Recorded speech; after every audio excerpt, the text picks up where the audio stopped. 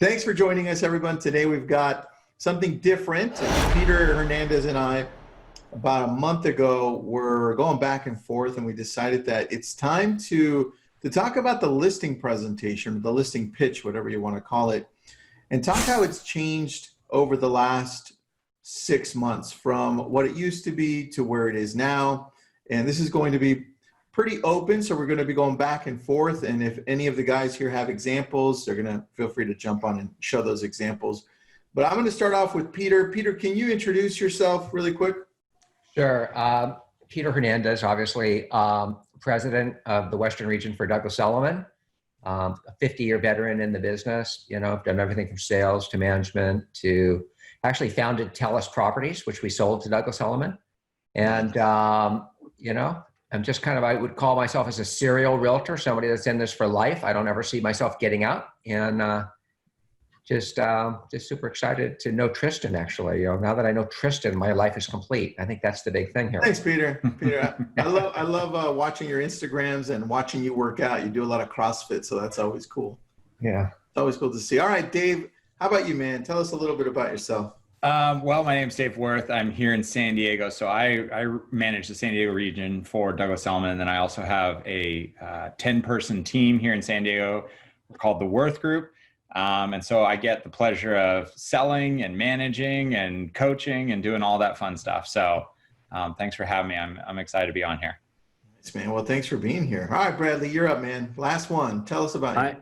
I am Brad Feldman. I'm also a manager for our South County offices, for our Laguna Beach office and Laguna Niguel. I also run and manage a team that I've been managing for a long time.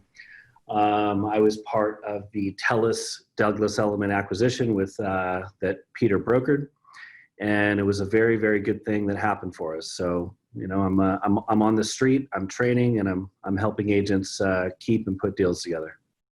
I love it, dude. All right. And those of you listening in, let us know what city and state or country you're from. I know this morning we had a few people from Portugal and South Africa. So let's see where you're all from. I always like to see what part of the world everyone's tuning in from at different times. Let's get right into it. So guys, with listings, everything's changed over the last 6 months in the sense of the presentation. Some of our clients aren't comfortable with us going in and meeting in front of them, even if we are careful, you know, mask on, gloves on, whatever. So how have each of you adjusted with that? Has it just been completely virtual through Zoom or through another product, or are you still going in and doing the presentation? I'm going to start with Brad since he went last time. You know, it's a good question. So I really tailor it to the client, what their comfort level is. But quite frankly, you know, the fact that we can go virtual is really exciting to me, because I was basically doing that anyways. I mean, you know, my presentation, you know, Dave and I and Peter were talking about this before. Like, I don't even like the word presentation, right? We don't. I mean, it's more of a consultative approach, and you know, before I even get to a client's house, I've already sent them a marketing presentation that they can look through. I'm hoping, and my goal is that they have an idea of who I am before they get there. There's obviously a reason that they're calling me in, and then if I have to do it through Zoom for them, that's fantastic. I can screen share, I can show them things, I could show them, you know, the CMA, and really get a feel for how we operate in this new digital world, and then the technology that I've been using for years to even market our properties. I've got a couple escrows going right now that the buyers have literally never walked into the home, and you know, we're talking over $2 million properties. So I think today, because technology is finally, like, you know, it's been catching up for so long. There's such good content out there that I think consumers now, the only reason they have to walk into a property is just to verify what you've shown them online. That's very true. And they find it for us and send it to us, right? So it's a lot different. So Dave, what about you? Are you noticing that it's kind of like a 50-50 split depending on the client, or are you leaning more towards going one way or the other when you're doing this type of a presentation? I think I'm going to echo what Brad said. You got to figure out what the client's comfortable with. That's really important. You know, it's like, especially, you know, you have different age demographics. You have people that maybe have, you know, underlying health conditions. So you've got to be really present to that in your pre-listing qualification and talking to them about, let's set up an appointment. What's your level of comfort? So I think it's dependent on the client. I think at the end of the day, to really effectively be able to price and understand property as a listing agent, you got to get in there and at least see it and feel the space and see what's really going on. Virtual tours are great, but and photos are great, but I think there comes a time when you have to get in and see the property, and you really need to be able to articulate that to the client that, even though we are going to meet over Zoom, there is going to come a time when I have to come in and see the property and really hold off on the valuation of the property until I'm able to do that. So that's one piece of it. Quite frankly, I love the idea of virtual because the presentation ability, the ability to show clientele cool videos and great photography and some of your marketing assets, it shows really well on a screen. Where it kind of comes apart is if you have somebody that's maybe not savvy with technology on the other end, it can be a little disjointed having that initial conversation when they're muted and they're this close to the screen, and it's like that part always gets a little bit weird. But I actually really like doing the consults over Zoom and virtually just because of that aesthetics aspect. It's like FaceTime. You never know like who's on the other side of FaceTime. Sometimes they have their phone to their nose or to their eye, and it's like, yep. You don't know what you're walking into. Dude, can you just, either of you, and then I'll go to Peter, can either of you explain the conversation, what that sounds like over the phone? Like if I'm talking to Peter and I'm like, hey, Peter, thanks for calling me. You're interested in selling your home. Do you want me to go to your home or do you want to do it through Zoom? Well, what's that conversation look like or sound like? Yeah, I mean, you nailed it. It's listen, we're obviously under different times right now. The way that we show properties is completely different. The way that we access them, the way that we, market them is different. And so I could tailor this based off your comfort level completely. At some point, I definitely need to come by and take a look at the property, but I could do that alone. Then I can go back to the office and we can Zoom. We could sit out in the back. I've actually been doing a lot of presentations in the backyard, just sitting there, social distancing. And again, because I've already sent them all the material, a CMA based on what I've been able to figure out online, by the time I get there, it's just conversational. And I think that's the key, right? You build rapport, you let them ask questions, and then, you go from there. So it's just tailoring it to whatever their need is. It's all about them. All right. I love that. All right, Peter. What have you seen has been the biggest difference? Because you run the whole Western region for Douglas Elliman. That's a lot of agents, and you saw how it used to run from way back because you've been in the business for such a long time. What has been the transition that stands out the most besides it being virtual? Is there anything else psychologically or tools that you think are important right now? What stands out? It's so interesting, Tristan, because what I'm watching happen is the great divide. We're watching agents that are adapting to technology, that are pivoting, that are building technology into their business practices, and then we're seeing agents that aren't. And it's really become, the old 20/80 rule. You've heard that a million times. It's really becoming the 10/90 now. And what I find is this technology isn't replacing agents. It's just dividing the agents that can use it and those that can't. And we're seeing that the agents that can use it and are using it really, really well are excelling right now and actually have greater value and presence to the client. You asked about, in-person versus Zoom. I personally have gone very conservative. I as you know, Tristan, we've talked about this. I'm pretty hunkered down and, I'm not putting myself out there that much. And I've been able to do every single client presentation with our agents by Zoom. Even if the agents are going in person, I've been staying back and zooming in on them. I find it really efficient. I mean, the efficiency that's going on right now has gone up 100%. I mean, the ability to do things, get things done quicker, more, you know what I mean? I mean, like Brad said, buying houses without even looking at them. I mean, that's how good we're getting at this. And we were forced to do this. And real estate prior to COVID was backwards. I mean, we were so behind the technology curve. And I'd say we're moving up on par and maybe even moving ahead right now as an industry because, we have to. So in my mind, I think technology is the great divider right now. And it's not going to replace the agent, but it's going to separate the agents. And the agents that use it well are going to excel right now. All right, so let's get into the technology piece. Just when you're doing this and you're not going to go to their home, right? What are you guys using? Is it just Zoom? Is it something else? What pieces are involved in this? Dave, let's go to you first. Yeah. So I prefer Zoom just because I'm comfortable with the platform. I know there's other, there's FaceTime, there's other options. I'm just comfortable with Zoom, so that's what we use. As far as the listing presentation, I've never been a huge proponent of sitting and like flipping through a book with somebody and showing them every page and explaining it. For me, it's really consultative. I'm there to ask a lot of questions and do very little talking. That's my goal. I train my team that way. I train my Elliman agents that way in San Diego, that it's a 90-10 rule on a listing appointment, in my opinion. Agent talks 10% of the time, client talks 90. So with regards to technology, I have, my listing presentation delivered ahead of the consultation to them in the PDF form or in Folio. Folio is a great app to be able to show things in a really beautiful aesthetic. I'm going to be sending examples of marketing, be it video, virtual tour, whatever it is that, I think is going to be appropriate for the property, sending them links. So I'm packaging up in a really nice email before we meet on Zoom, because what I don't want to do on Zoom is be fiddling with screen shares, trying to like fumble through my marketing. I want them to have already experienced my team, my technology, my ability, so that we can really use this platform to have a consultation and really get connected through the questions rather than sitting there and trying to screen share. So I don't know if that gives you an idea of how the technology is used. I love that. Yeah. I love that you're also sending them something beforehand so they can follow. Yeah, for sure. Because I don't want to spend time explaining my team.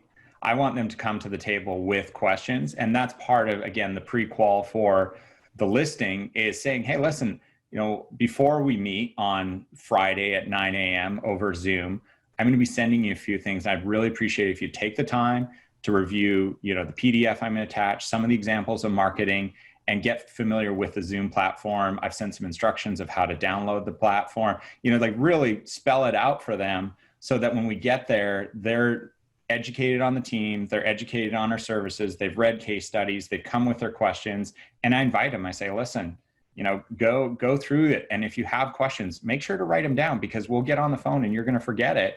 And I don't want you to forget it. I want you to bring your questions to the table so that we're really effective with the time we're going to spend together on Friday at 9 a.m. All right. Good point.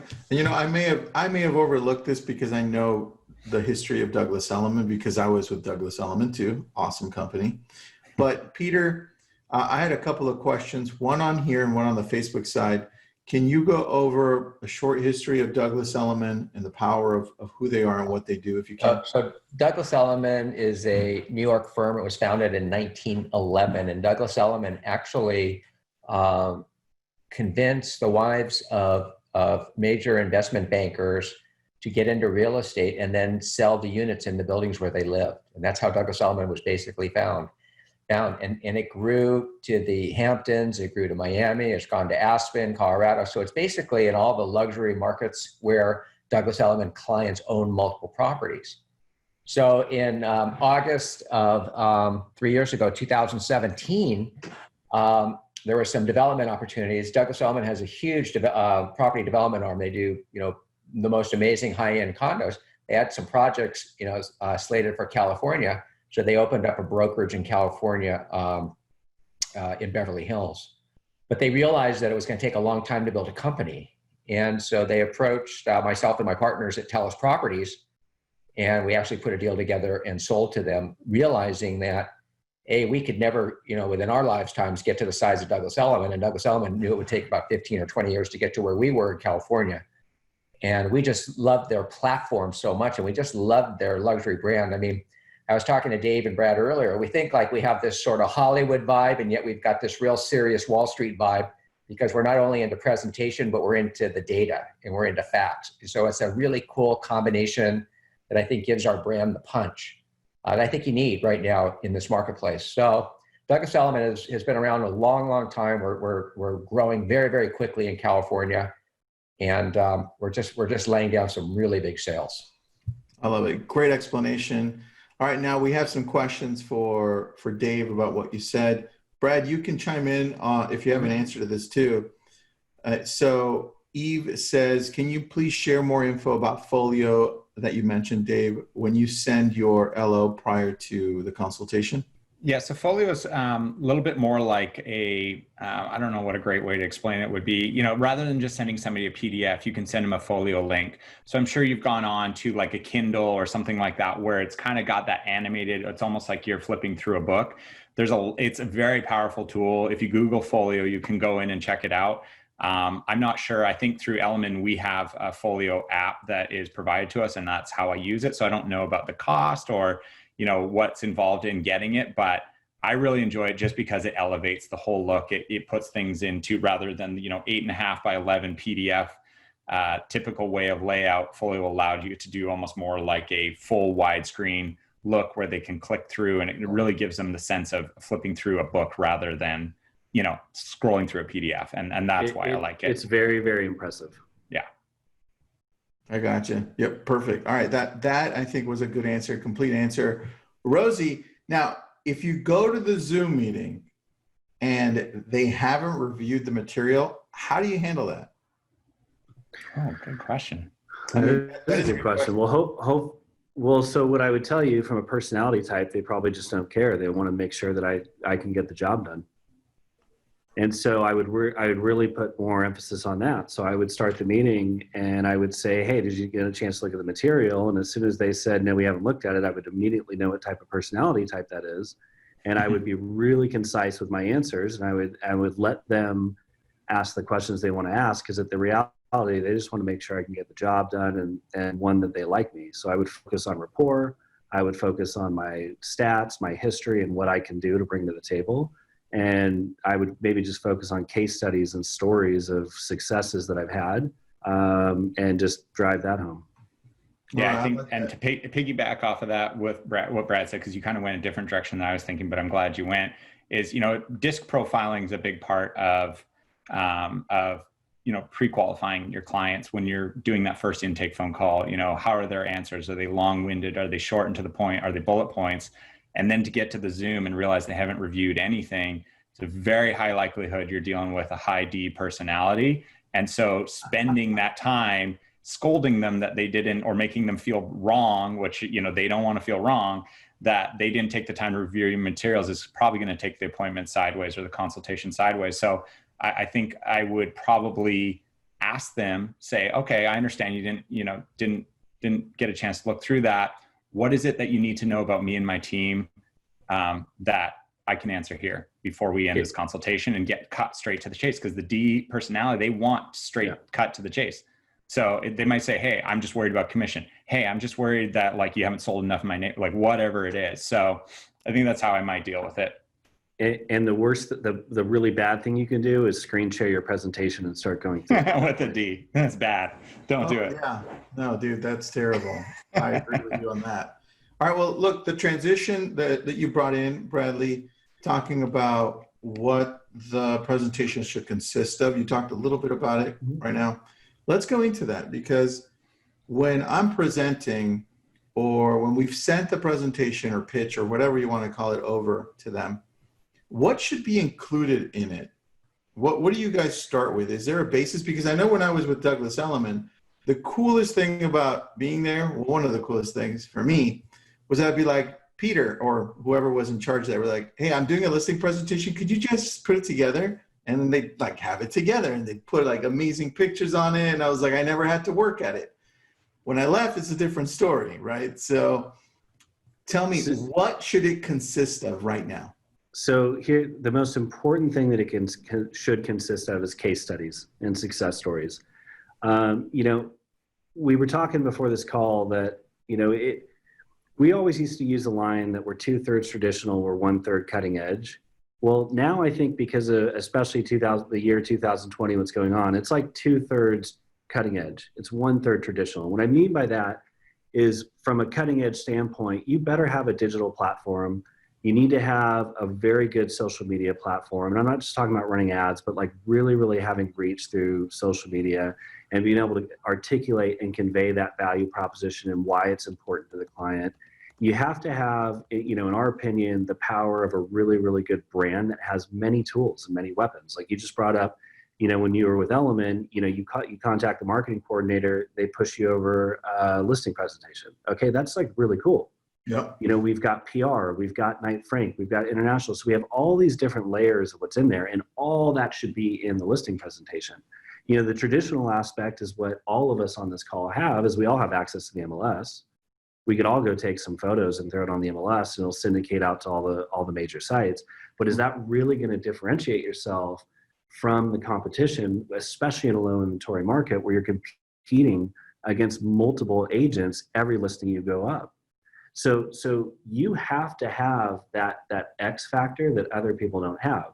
So what goes in there, the most important thing is all the fluff, everything that everyone should have from a traditional standpoint: marketing, where you market, what's your digital, what it looks like digitally, what it looks like from a social media aspect, what your reach is, you know, maybe brag about the company a little bit. But the most important thing that you can have in any presentation or any marketing book that you're gonna give to anyone should be case studies with referrals. I did this for this client, and here's their contact information. I did this for this client, and here's their contact information.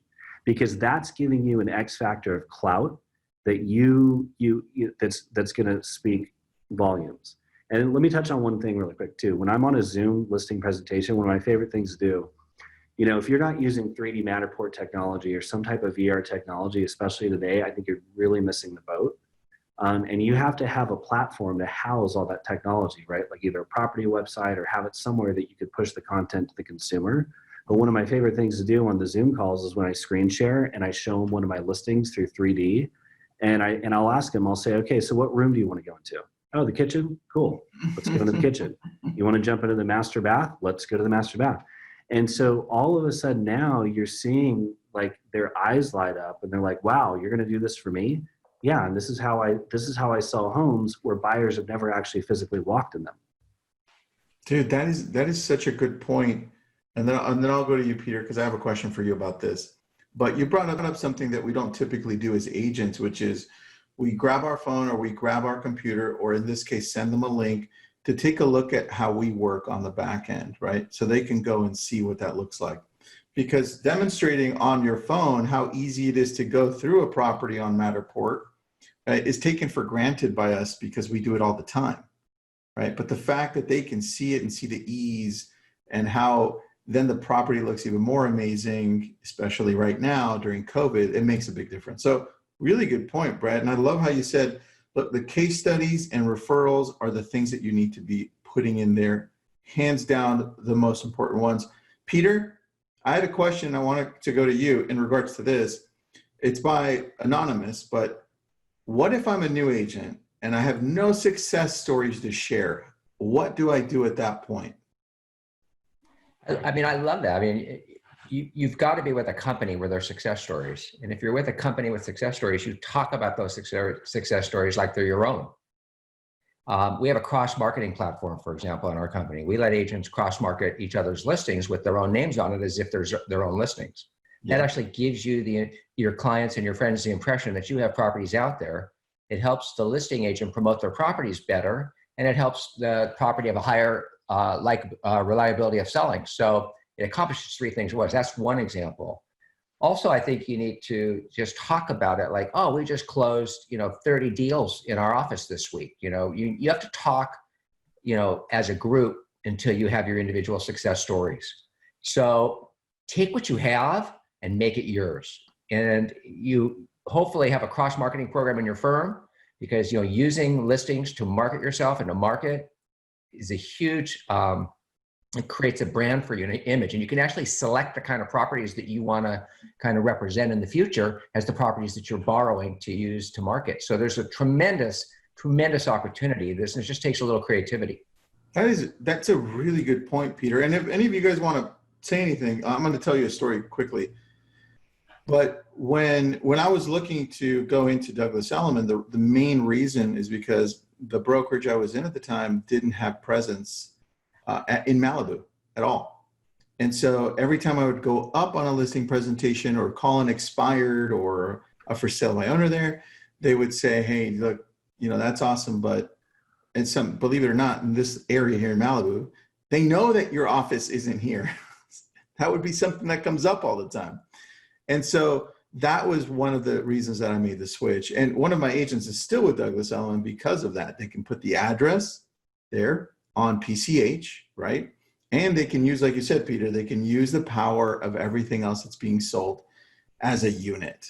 And I think that's super powerful. So in our office, Tristan, we used to sit and look at Larry Ellison's house directly across from us, probably worth a couple $100 million. yep. 3 lots on the beach right there on Billionaires Beach.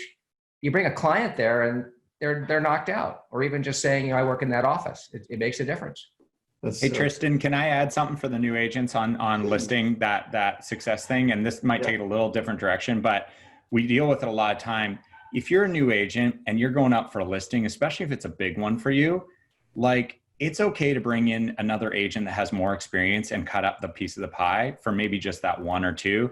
I see it a lot where agents, no offense, but they're out of their league on like a $5 million, $6 million listing, and they're trying to make it their first listing. It's okay to bring in, another person to help you get that thing across the finish line, because then you can create that track record and that case study. And I just think sometimes agents kind of go the other way with it, and they should really consider it. And I'm not saying, you have to work on a team or you have to have a mentor, but know where you're at in the business, and don't, it's okay to stuff the ego for 1 or 2 till you really get some under your belt. Even more so, Dave, even if it's like your best friend, they probably won't list with you. They might work with you as a buyer's agent, but they will not list with you. They're going to list with the agent that has the most experience and the biggest track record. My best friends have been my worst clients. Exactly. So I want to say something and touch on that, but a totally different angle for new agents. Everyone that's on this Zoom right now has been new at one point. And the biggest differentiating factor for, an agent that breaks through the newness, it's all mindset. So you have to have a fire ready aim attitude, and you have to be okay failing forward. And absolutely, if you get an opportunity, bring someone in that's going to help you get it listed, help someone that's going to help you get it inked. But it's right here between your ears that's going to stop you and prevent you from doing the activities that are going to break you through the pain that we all had to go through as new agents. So if you don't have case studies, you better prospect and talk to a lot of people to get opportunities, to get that one opportunity that finally gives you the shot, and then leverage that shot and do the best that you can to make sure that you build the case study. That's one of the most important things you can do as a new agent. It's fire ready aim. Don't let your mind get in the way of your greatness. I love that. Great advice, guys. That was awesome, Brad. Dave, I have a question for you. When we were asking Brad, well, what's the most important piece to the listing presentation? He said case studies and referrals, right? Yeah. What about you? What else can you add to that that's just as important or almost as important as that? Okay. Yeah, good question. So I think we all, to some degree, have the canned listing presentation. We're going to want to go over marketing. We're going to want to go over our resume. We're going to go over testimonials. We're going to want to go over process. What's this thing going to look like?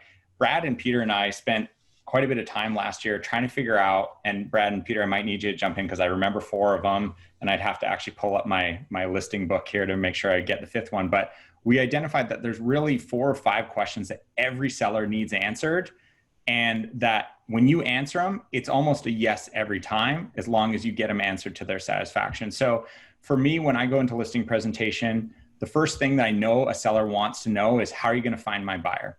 So that could be marketing, but that could be a lot of things, right? That could be, what are your agent relationships? What is your, ability to expose my property via social media? So it's my goal when I go in there to be able to answer, here's Mr. and Mrs. Seller, this is how I'm going to find your buyer. And then I lay it out, right? Other question that's always on their mind is, how much money are you going to make me? So within that is commissions, closing costs, pricing, comps, all that. So you got to have that in there. They want to know what their involvement and what their role as a seller is going to be. What do I have to do to get this home ready? What's the process? What's the timeline? So we're going through and answering that question. And then they want to know, who else have you worked with?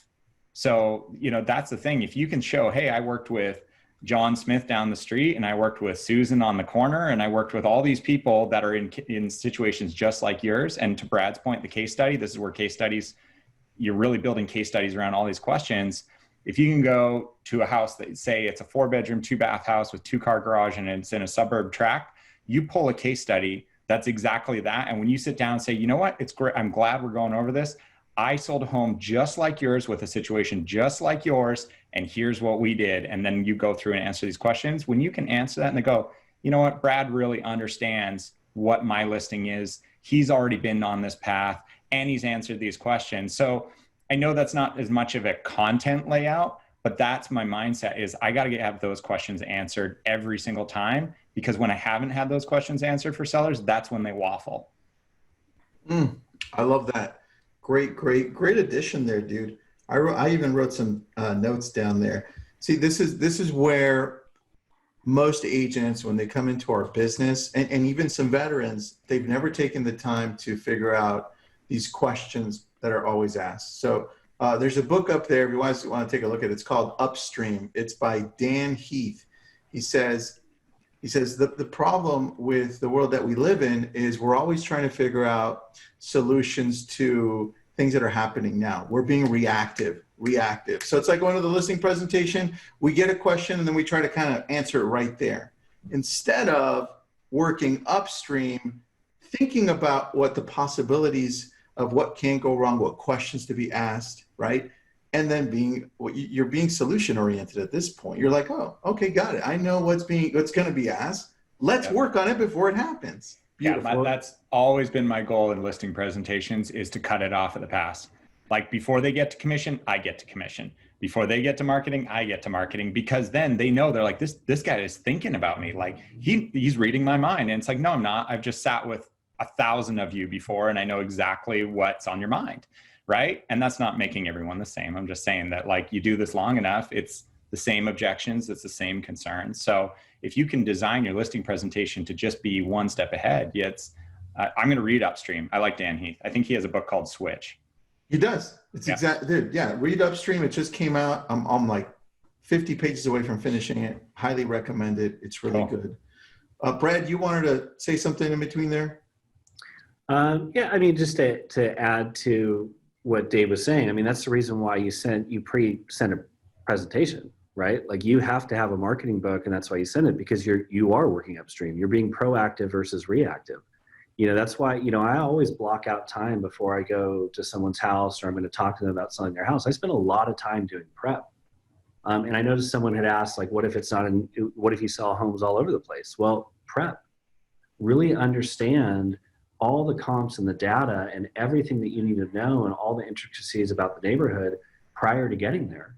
So that way you can comfortably ask questions when they get there. Because like Dave said, you want them talking. He who talks loses. He who listens wins. So if you're listening and asking questions and listening and they're talking and you learn how to articulate this to navigate them to answer their own questions, then you've won. Everyone wants to be heard, and most of the biggest key factor in any listing presentation is if they like you and trust you. If they like you and trust you, they'll work with you. And the way you do that is exactly this. Be very proactive. Give them all the data and all the information so they can make a really good informed decision. And hopefully, if you've done a good job, you are that informed decision. Tristan, we're huge believers in over-prepping, over-preparing. And I don't know if you know this, but every morning at 8:30 a.m., we have a role play call. And we go over every single scenario in the listing presentation, every scenario about how to get price reductions, every scenario on how to defend your fee, every scenario on how to win when maybe you're not the local expert.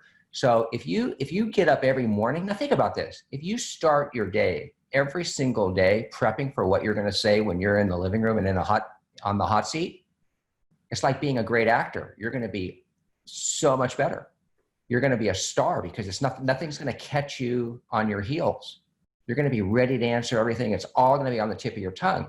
So we call it getting in the arena. So we have people go live on Zoom in front of like hundreds of their colleagues. And in many cases, it's scarier than being in a living room because now your peers are judging you. And we force people in. We force people to not be shy. We force people to be in really, really difficult situations so that the living room is easy. Dude. That's right? It's like Michael Jordan when he talks about taking 1 million shots so when he has that one shot that the game is on the line, he's not missing it because he's already missed 1 million. That's so true. This one's going in. So this is really, really, really important for everybody on the Zoom. You don't graduate from this business. You guys can tell I'm not 30 years old. And Well, that's kind of tough, right, Brad? Well, the way that he CrossFits. I know. come on. Right? But seriously, I mean, if I'm not graduated yet, trust me, you aren't. That's true. Great point. It brings up something that I was talking to somebody about this morning. We also quoted Michael Jordan, Peter, which is kind of cool. And I was saying that friction creates opportunity. And I think the more comfortable we get with having friction, we're going to have friction, we're going to have objections, the more opportunities we'll have because we're okay with them. So there's a question for you, Peter, sorry, specifically for you by Maricela. It says, to Peter, please give example of the cross-marketing platform available in your office, just so that she understands what you mean.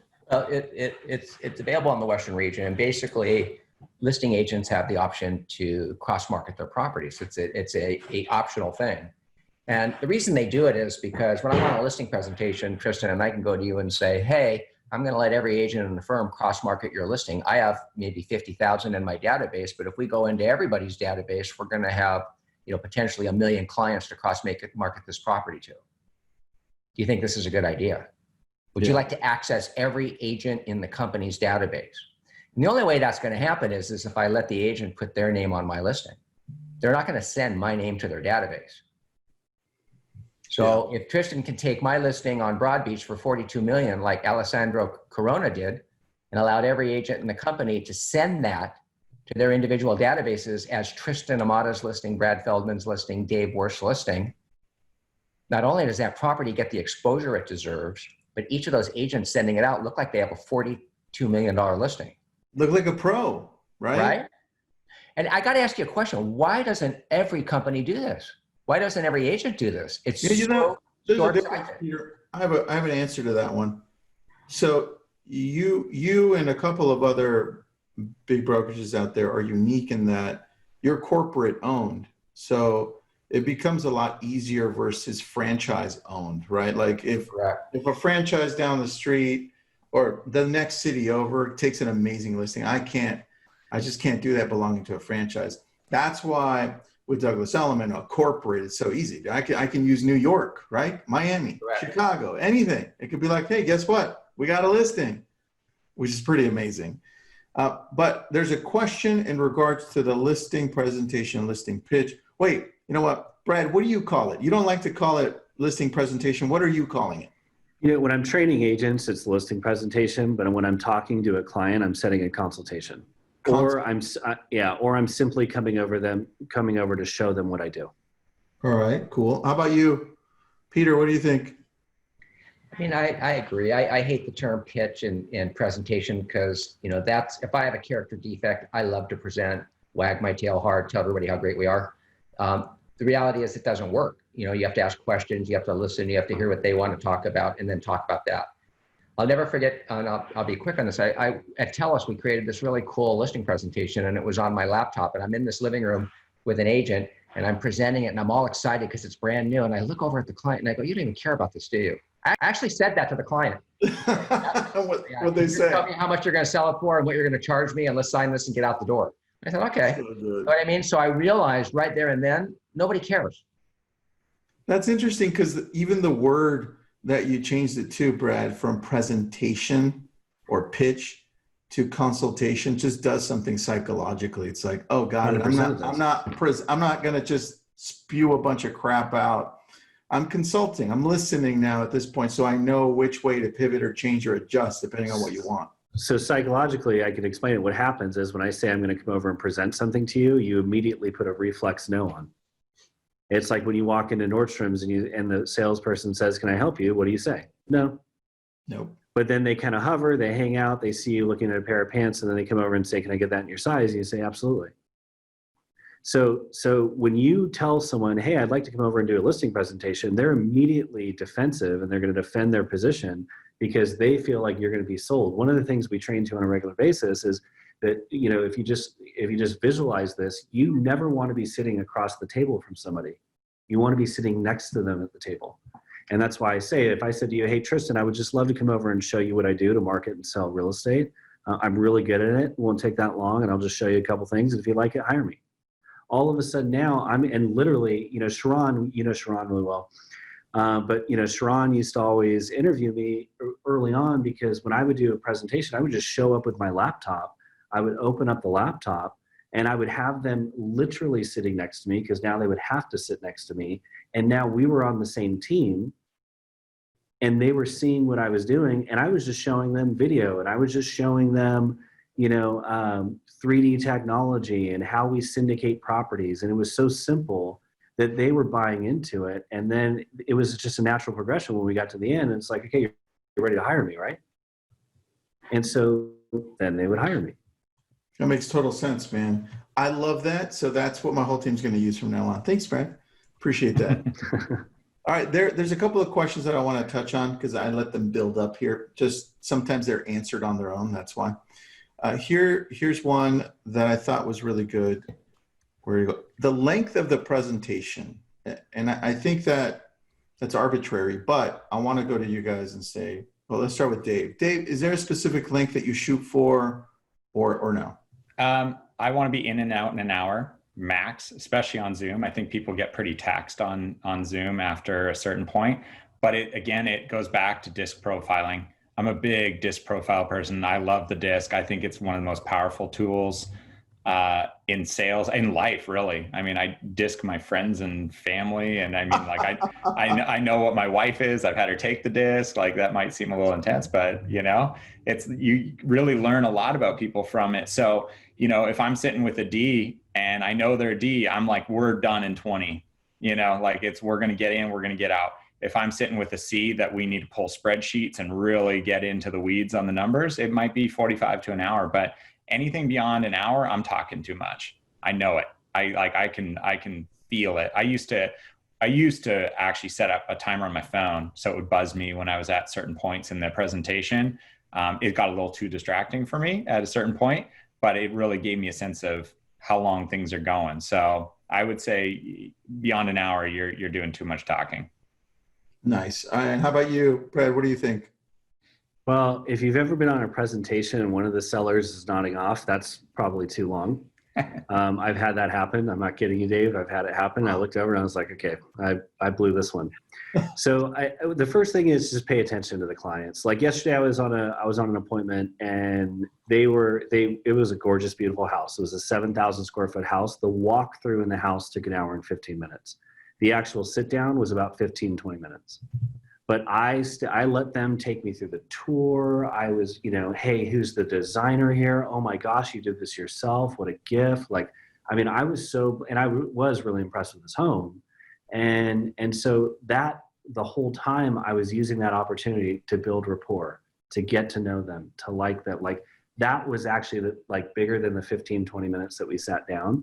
And they really didn't have any questions. They had one question for me about how does it work showing a home with COVID? All right. So in regards to that specific thing, when you're going through and you're sitting down with them and you're consulting them, if they say, hey, well, this is a really good review, do you mind if I call this person later on today? I mean, has that happened, and how does that work for you? I've literally said, you know what, if you want to call them right now, that's fine. I mean, those are my raving fans. Those are the people that I've hit home runs for, and they only have good things to say about me. Right. So, and so I have no problem if they want to call referrals. I mean, I welcome it. All right. I love it. Can I chime in on that one? I get excited about this one. I've got a little trick for you guys. Go. Okay. So I take a reference list, right? So obviously in COVID, it's a little different. I would send it as part of my initial thing. And I invite them. I say, hey, call them. And what I do is I go and find the best, the best of the best of my clientele. And I set up a little program with them. And I say, hey, Peter, really enjoyed working with you. As you know, a lot of my business runs on reference and referral.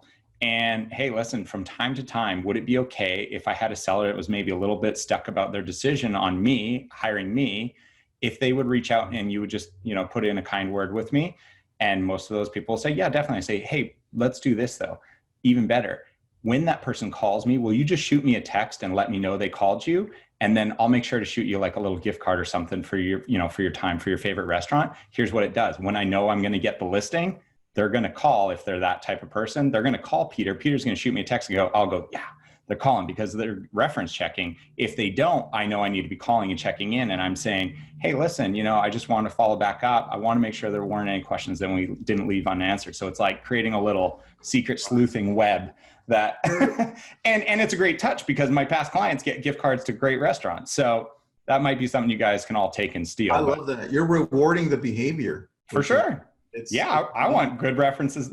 And those clients they'll get into it. They're like, oh my God, Dave, whoa, you're so lucky. And like, those people are like, they probably think I've like paid them off, which I kind of have. It's so good. I love it. It's such a great idea. All right. Greg Robertson has 2 questions here. I'm going to ask them both, and then you guys can take them on. It says, post-COVID, do you think the virtualization of the listing presentation will decrease or continue to increase? And then the second one, are you sending the CMA ahead of time, and do you include the suggested price in it? So who wants to take that one on? Yes, I think that the virtual aspect of the listing presentation is going to continue. I think one of the points that Peter brought up is that we're able to do a lot more in a lot less time. Mm-hmm. So think about the time that it takes to drive from here to there to the, it's like when we were all quarantined and I was talking to clients via Zoom. I mean, it was really interesting. I mean, if you think about, I'm running a real estate team. We sell a lot of real estate. I'm managing agents. I'm training agents. I'm coaching. I'm doing all these things, right? And then at 3:00, my day was over, and that would never happen before, right? And obviously, because I couldn't go show listings, there were certain things I couldn't do.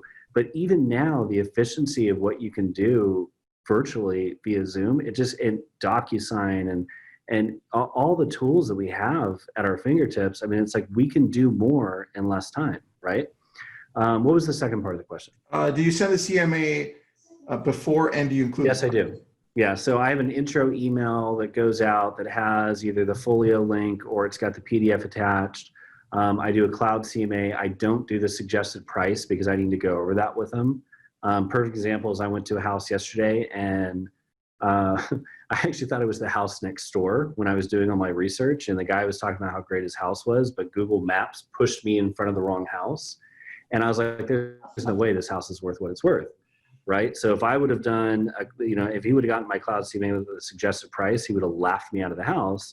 But I was able to adapt when I got there. And luckily, I pulled enough variance of comps. So let me explain something real quick. When I'm working more higher end homes, I use a range of price because some of that value is subjective. And because some of that premium value is subjective, one person might think it's here, one person might think it's here. They're both right. It's somewhere in that range. If I'm in a very, very suburban tract home neighborhood where I could really, really dial in on what the price is, I'll narrow the range, but I always give a range.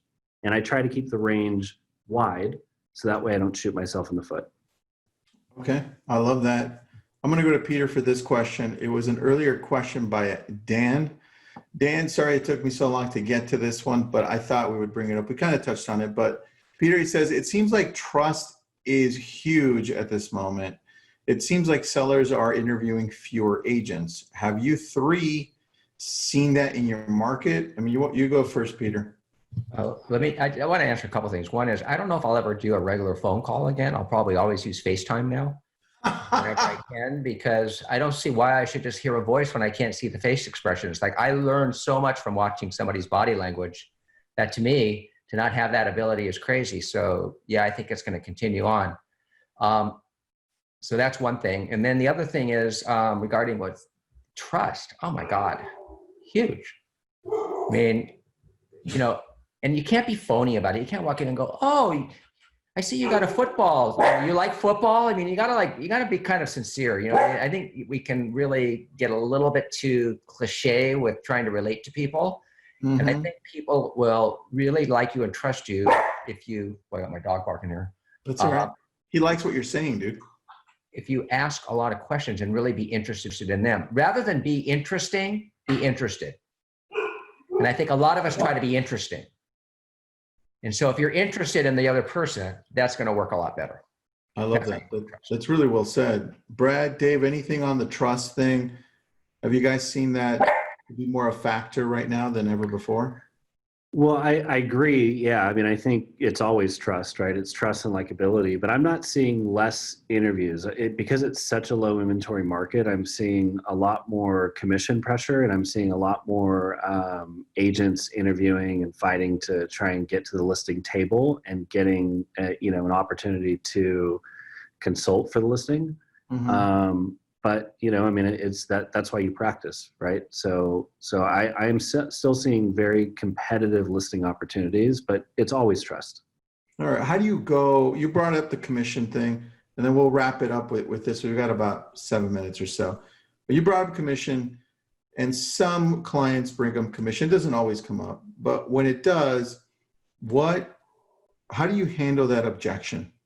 So let me ask you a question. Why do most agents lower their commission? Because they get stumped on that question. It's like, okay, well, they just want the listing.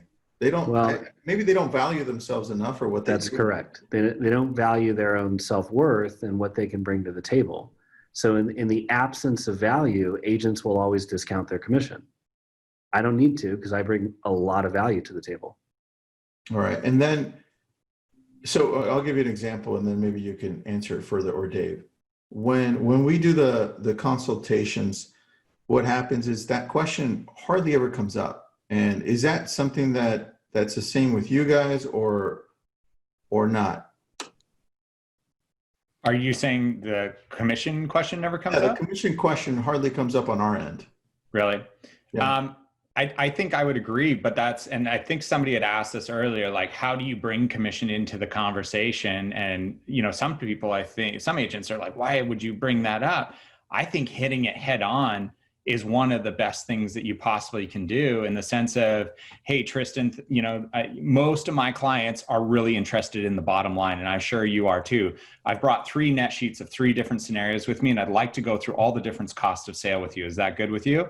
Yes, it is. Okay, cool. And then I go line by line. There's no commission objection. I don't get that objection because I hit it head on. I'm peeling back the layers. I'm like, here's what your escrow is going to cost. Here's what title is going to cost. Here's your NHD. And they're sitting there. And then, I'd say maybe like 1 out of 10 people go, well, XYZ brokerage is going to do it for 4. And for me, it's, well, we're not that brokerage. We don't do that. And very rarely does it go much further. And I know that there are people that probably struggle with that more, but I find that if you bring the confidence, you hit it head on, if there's something that they don't like in the cost breakdown, you can say, well, was there a different number that you're hoping to net out of this? And let's talk about what you're hoping to do with that. Right. Yeah, so if they wanted to see 115 on the balance sheet instead, but you're only showing them 105, it's like, well, what does a $10,000 mean? Because I'm not going to be investing my commission to get you to 115, but maybe there's a different solution. Maybe there's something else we need to be talking about. And that's a lot of times what it is. Yeah, you're right. You know what, when commission comes up, I always think back, it's like, okay, I either didn't demonstrate the value enough. I didn't show them that they could trust us to do the job, to get it done, either myself or my company, right? Or there's something else going on. So what I typically do is I say, all right, so look, I understand, or I'm hearing what you're saying. Are you seeing that there maybe isn't enough value in what you're seeing here, or is there something else that I'm missing? And I'm actually direct as possible, but I also choose to have the right tonality, right? Because it's a very sensitive subject. And if you do what we were taught coming into this business a long time ago with the scripts, which is, can you lower your commission? The question would be, no. Any other questions? I'm like, yeah, that doesn't work. So. I think the miss, though, Tristan, is that agents spend more time worrying about the commission than what the commission means, like understanding the numbers, right? Like, what were you hoping? By me lowering your commission, you're going to see another $6,000. What does that mean? What does that mean to you? Well, it means I have more money to take the next house. Okay, well, let's talk about the next house. What were you hoping to put down? And like flushing out the meaning of the money, because when you get through it with them, they start to understand that $6,000 could be lost on a negotiation of request for repairs with a bad agent, or it could be lost in the upfront negotiation because the agent doesn't have my track record or Brad's or yours. So I think that's a really important distinction, is when you get the commission objection, don't go into like no as much as like, well, let's talk about what it means. If I were to do that, what would, how would it impact you? And is it goal oriented? Is it just you want a discount because you're that person? And by the way, here's a really fun thing that I could share with you guys. I did this, and I think Brad and Peter have joined me on this. I did it with my San Diego folks. Go out and ask for 10% off everywhere you go for just no reason. Go to Starbucks. I'm serious. Try it. Go to Starbucks, ask for 10% off. Get your oil change, ask for 10% off, and watch the way people react to you. It's the same way that agents react when the client asks them for a discount. It's very educational for you to go do that and see, because I can imagine what people look like when, well, can you do it for 4%? Like what's going on here? It's probably pretty hilarious to watch. And if you don't practice, that face is going to show too. So it's yeah. 4%. Yeah, so I think it was Dan Tomasi that was asking the question from earlier. I know he went and asked for it on his oil change, and the guy looked like, he had like 3 heads. I'm like, that's the same as what you look like at your listing appointment when people ask you to take a point hit. So just relax. Tristan, I was on an appointment, and it was with a really cool agent, and the client said, hey, what do you charge for commission? And without a beat, he said 17%. Whoa. And the client, I saw the expression on the client's face. She says, no, I'm just kidding. I charge the typical 6. That's so good. And it was just so great. That is so good. But I wanted to just tell you guys that if you underpay somebody, they're going to resent you. And everything, they're going to want to get you and the deal done and off the books. They're already angry at you. I never believe in underpaying people. You don't get good work. And I know this from a manager's position, because when my agents come to me and they say that client made me take less than I wanted, and now they want me to market, and I'm pissed and I don't like them. Is that how you want your agent to feel about you starting off? It's a bad idea. So, I agree with everything Dave and Brad are saying. And like you say, Tristan, if you practice every morning, you're not going to have, the deer in the headlight look. Isn't it funny though that agents are still surprised that objection's coming? I get asked every time. I don't know why. Like it's coming, dude. So they say every time, what do you charge? Every time. That's a good point. Yeah. And Peter, earlier you posted those 5 questions. I'm posting them again on the chat. Those were Dave's things. Oh, they're ours. They're ours. We all came up with them together. But I think you got through 2, and I wanted to put the other 3. Oh, good. Yeah. I put up there. You guys can check them out there. But this was awesome, guys. I would love to do this again, but go into the presentation as well. Like, show me something, see what the verbiage sounds like, tonality, what you say here, what you say there. What do you guys think of that? Let's do it. Me too. Oh, dude, I love you guys. Are like a role play, couldn't we? Maybe do it like a role play thing or something. Yeah, kind of like a role play. Like we can take turns being the seller, and you guys can show me stuff. And Tristan, you can be the high D, and we'll do this thing in 20 minutes. Dude, 5 minutes. What are you talking about? Yeah. I love it, guys. I know you're busy, very busy. I love what you guys do. I love your company. Great job. And thank you for being on. Yeah. Thanks for having us. Super fun. Awesome, man. Thank you. Thanks, guys. All right. Later. All right, everybody. Thank you.